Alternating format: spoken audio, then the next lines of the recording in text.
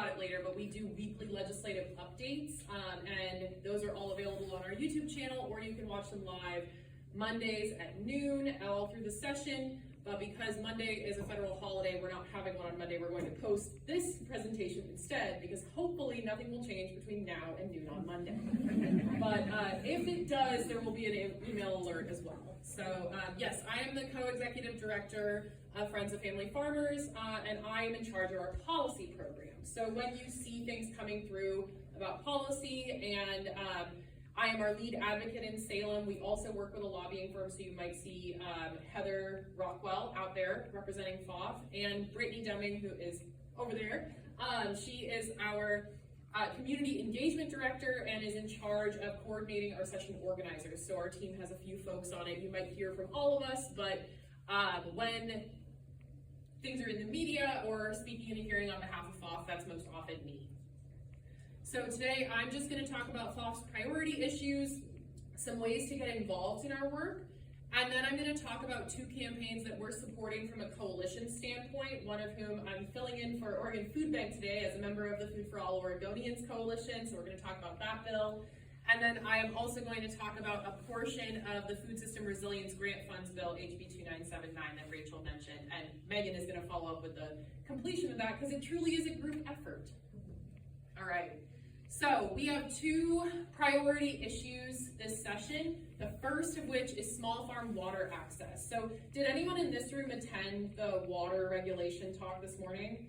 All right, so it has become apparent that, well, okay, let me back up. The problem here is that there were some changements to enforcement in a law that has been on the books since 1955, back in the fall of 2023.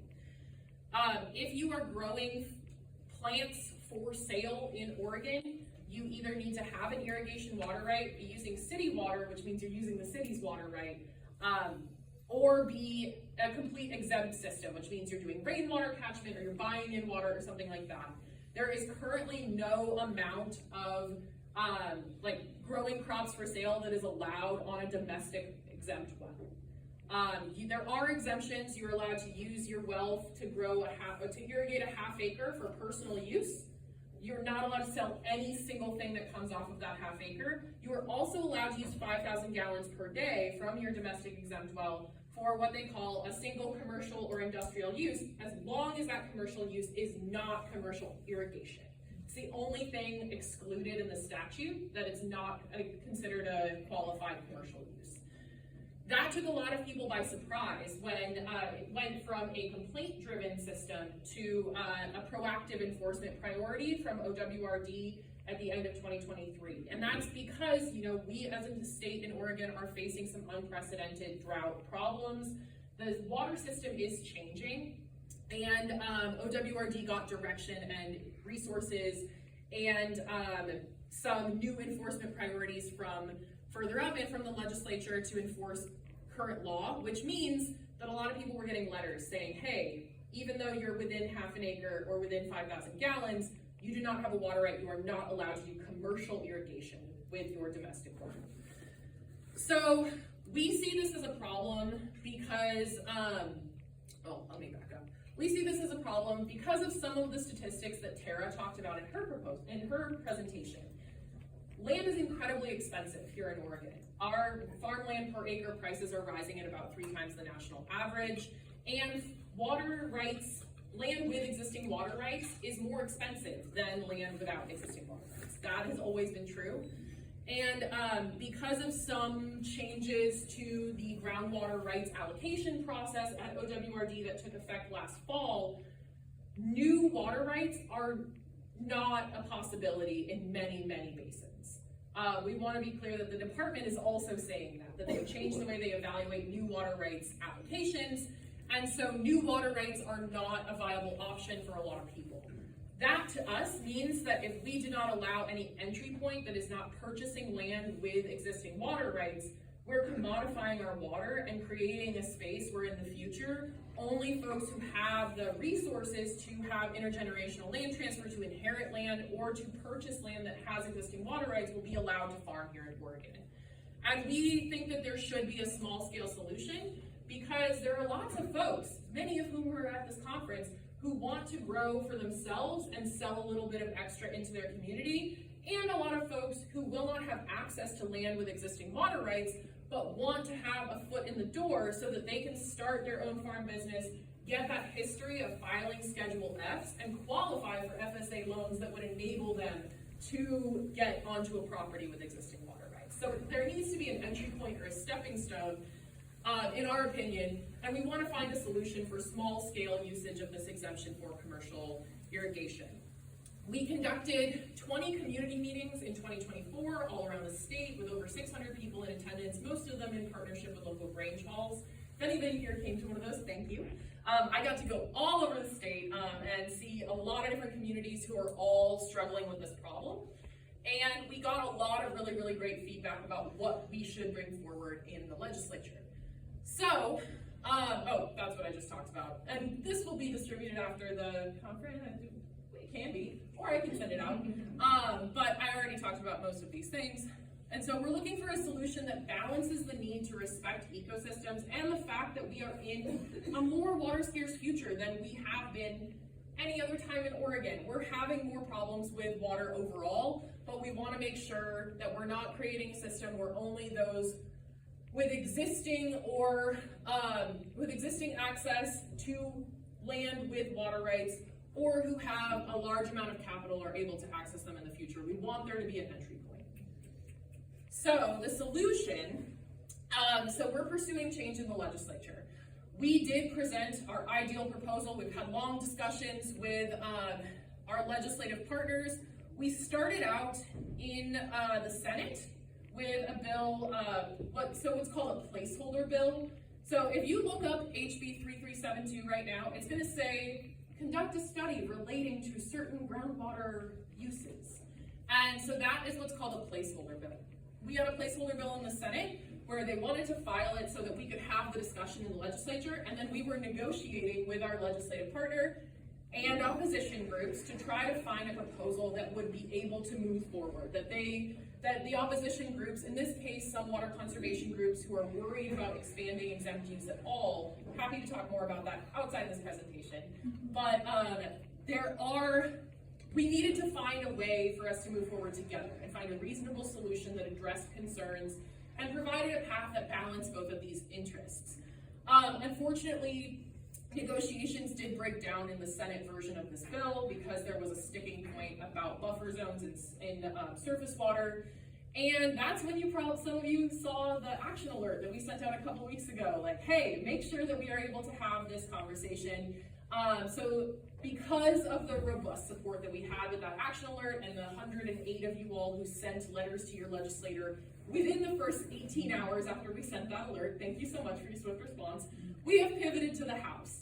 So now we have a new bill in the House Agriculture Committee. It is HB 3372. Our sponsor is Representative Mark Owens, who is co-chair of that committee. And we are still in negotiations about what this bill is actually going to say. So I want to be clear with you that I am just as frustrated as you are that I don't have clear language for us to react to. They are also trying to thread that needle, and then also Representative Owens unfortunately got taken down by the Capitol neurovirus that was going around last week, so he's been out of his office sick for the last couple days. But we really, really, really will tell you as soon as there is language that we have been sent. Because we don't want to tell you anything that is going to be, that is just talked about or might be. We want to have clear guidance and analysis of actual policy that we're putting out. We don't want to speculate.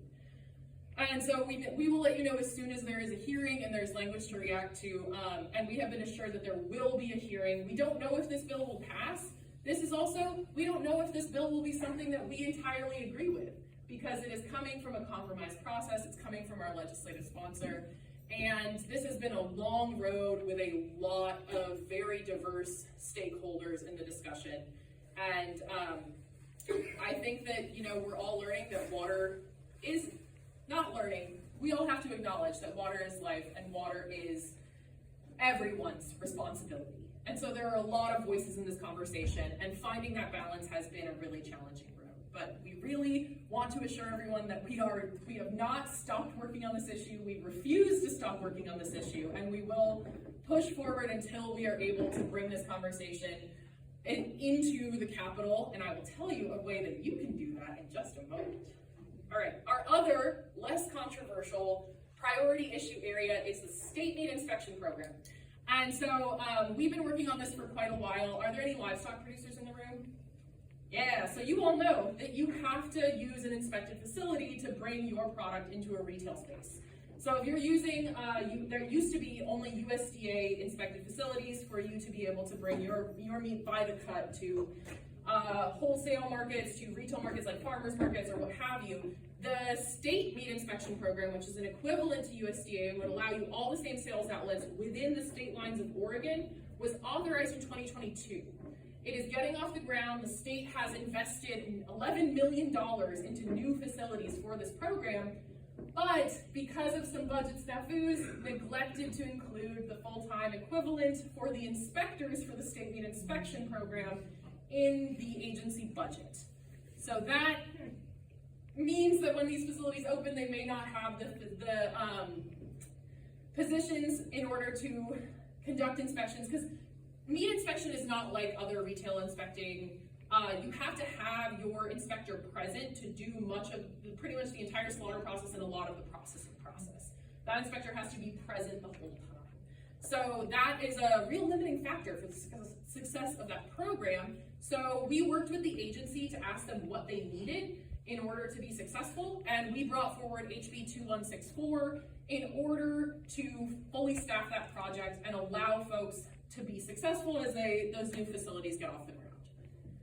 So the solution is that we are asking for 2 FTE at ODA phased in over time, and this one has already passed out of its first committee. Woohoo! So this bill had its first committee hearing. It was in the House Agriculture, Land Use, Natural Resources, and Water Committee, and it had its first hearing during the second week of session, or first week of session. It was very early. Had its work session where it was voted unanimously out of committee, and we're really excited to say that it is moving on to Ways and Means Natural Resources Subcommittee with a due pass recommendation. So we're very excited that we think there's a clear path forward here, but we still need your involvement.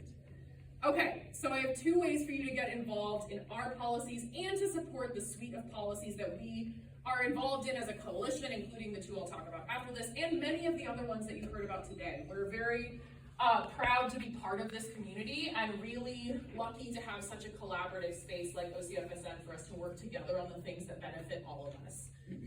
So the most important thing that I would love for you to take away from this today is that FOF is hosting a day of action, a rally at the Capitol on March 4th. That is Tuesday.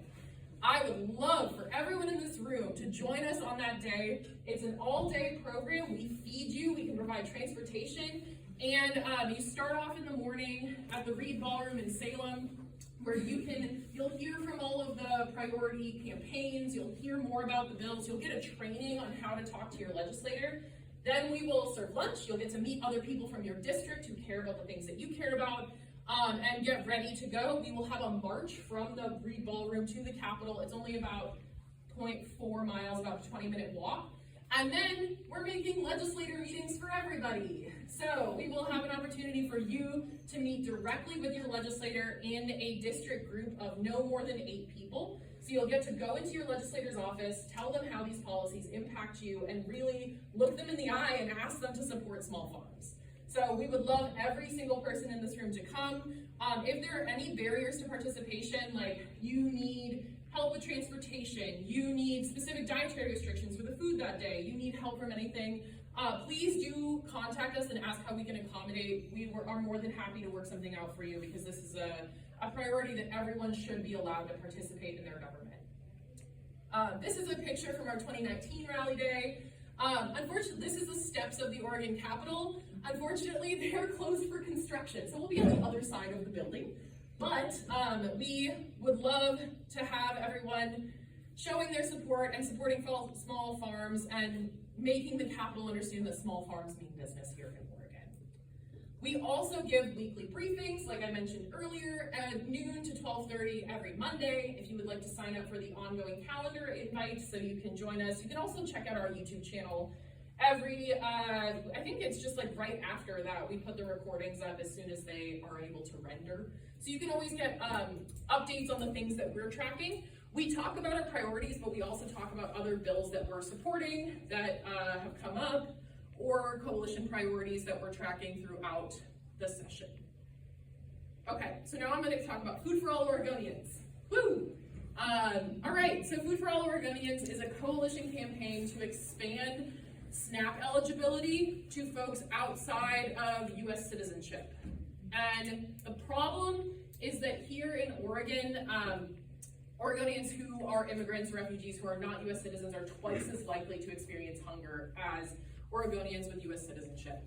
But these folks are excluded from the Supplemental Nutrition Assistance Program, SNAP, because of their immigration status, even if they are legally working here and have everything going on, or, everyone deserves food. So we are a member of this coalition, and in the 2025 session, this is SB 611, and this year, they are narrowing the focus of Food for All Oregonians to focus on youth and seniors. So that we were told as a coalition that we want to see this move forward in a more targeted way and to lower the price tag and to focus on vulnerable populations. We have chosen to focus on youth and seniors. So this would create eligibility and provide state funds for folks to be able to access SNAP benefits that are not federally supported because of immigration status, and put more food on the tables of Oregonians, regardless of their status. So there are 165 organizations in the coalition. We are one of them, but we are not the only one. And they are working in lots of different ways and places in building community movements. There are some working groups that you can be a part of if you would like to. I'm part of the legislative working group because we have a presence in Salem, but if you are really into field work and organizing or communications, there are also work groups for you. This is the steering committee of the Food for All Oregonians campaign. So these are the folks who are really, have been the most involved and are driving forward the conversation. We are not on the steering committee, but have been supportive of this campaign for multiple sessions because it has come up more than once. And we believe that these folks are on the right track, but that food is a human right, and we want everyone to have access to food here in Oregon. They are gearing up for a hearing. The hearing date has not been set, but you can preemptively submit testimony and authorize Oregon Food Bank to submit it on your behalf when that comes up. So if you would like to preemptively submit your testimony for Food for All Oregonians, you can do so at any of these links. So this is if you are an organization or business, community organizations, and this is if you're an individual. So the templates are a little bit different, so you get a little bit different information. Highly encourage you to individualize your testimony because it has a bigger impact if you are willing to tell your personal story. Great. And then they are having a coalition-wide advocacy day for only Food for All on March 18th. So if this is an issue that you care about and you want to support an advocacy day that is only about SB 611 and join in with some of the coalition groups that are there, please feel free to sign up here for March 18th. That is the day for only Food for All Oregonians. You will be able to, it will be on the fact sheet as a bill of support during our lobby day as well. So you can do both on March 4th, or do only Food for All on March 18th, or do all of them. Hey, there is no limit to the amount that you can participate in your government. The QR codes on the prior slide is not working anymore, just so you know. Oh no, okay, I will tell Sienna. Are they expired? Yeah, it says they've expired. Oh, okay. Well, I will send out the link to the, yes, cool. Because you're registered for this session, we have the ability to send you a follow-up, so. All right. Okay, so that's Food for All Oregonians. And now I'm gonna talk briefly about part of the Food System Resilience Grant Funds, and Megan is gonna follow up with the Farmer Rancher portion. So this is HB 2979. This is a 3-part bill. It includes 3 different grant programs to support the operations of our community food system. So the Farmer Rancher grants is going to be the portion that Megan will focus on in the next presentation, but I am going to briefly tell you about the Food Hub grants and the Farmers Market Resilience and SNAP assistance that is included in this bill. So the Food Hub grants, here we go. So the Food Hub grants are for the Food Hub infrastructure and worker safety grants that are currently flowing through the OCFSN Food Hub Working Group. So this is a continuation of a project that was given funding in 2023. You all might have seen these applications going out. I believe, is the Food Hub grant, the second round is still open? The second round is still open. It's going to be open. Oh, okay. So if you were a Food Hub operator, look out for that. It's open right now. Yeah. Okay. You are eligible to apply if you are a Food Hub operator in Oregon. And eligible projects include refrigeration and food safe storage, refrigerated vehicles, and for deliveries and farm pickups to expand your reach and ability to serve your community. Worker safety equipment like PPE and fatigue mats if you need to upgrade your warehouse space. Generators as backups for remote hubs who need to maintain their power supply to keep their food fresh if they are in a remote area where power can go down. And in the 2025 to 2027 request, HB 2979 is a funding request for the 2025 to 2027 biennium for these programs. We're requesting, $2 million for the Food Hub program in the bill. That would maintain the service level and allow us to continue to offer those grants to the food hubs across the state. So food hubs are different from farmers markets. I think everyone in this room knows, but I often have to explain the difference when I'm talking to legislators, that food hubs can be multiple things, but are not an event that happens on a regular basis. They're more of a permanent location. It could be that they're aggregating product. It could be that they have a shared kitchen. It could be that they are a retail space. But the key difference is that a food hub is not an event that pops up and pops down. So if you are a farmer's market and you identify with that as your business model and that you are an event that pops up in a public space and welcomes people in, welcomes vendors, does the thing, then we also have a portion of 2979 that applies to you. This is the Farmers Market Climate Resilience Grant Fund that is operated by the Oregon Farmers Market Association. So I believe that second round is also open right now. So if you're a farmers market operator, look into that on the OFMA website. That's OregonFarmersMarket.org. And this project has some eligible examples, including stabilizing market operations, which helps, I have some notes here, which helps to prepare for and ensure the continuity of market operations during and after climate-related disruptions by investing in shade, stormwater management, cooling areas that create safer, more welcoming spaces, and even during extreme weather to help the market remain open.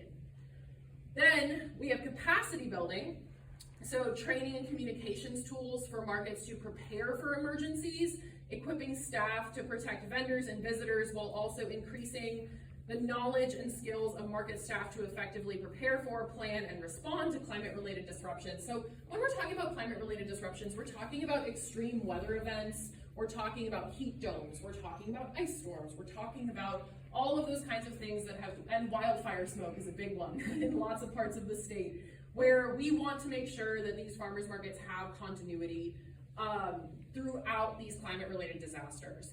Then there's also vendor support for helping vendors sustain their income during climate disruptions.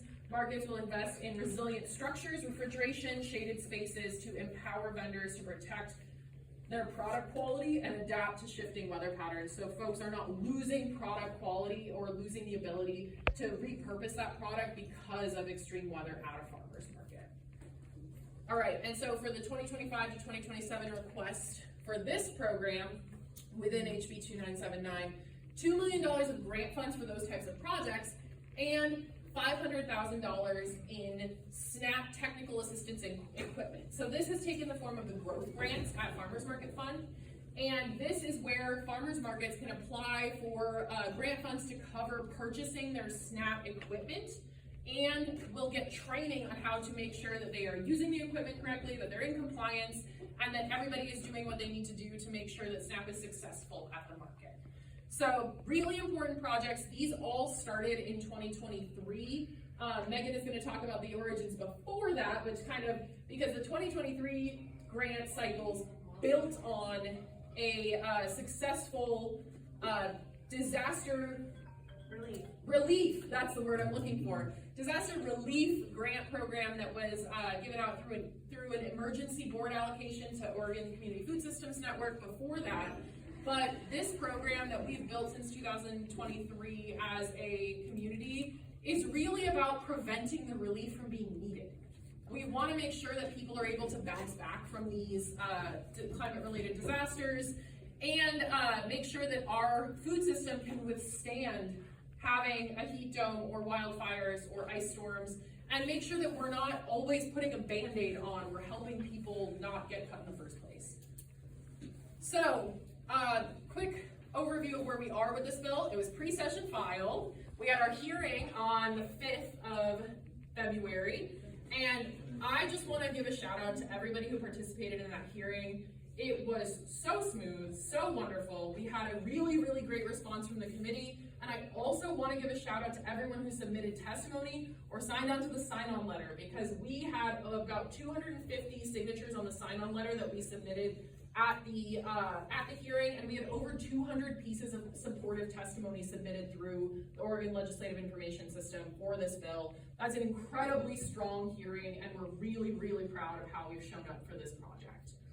There was also a work session on the 12th last week, and this bill did pass unanimously out of the House Ag Committee. So this is another one, because there's a price tag, it will be referred to Ways and Means, and then we'll have to see how it goes from there.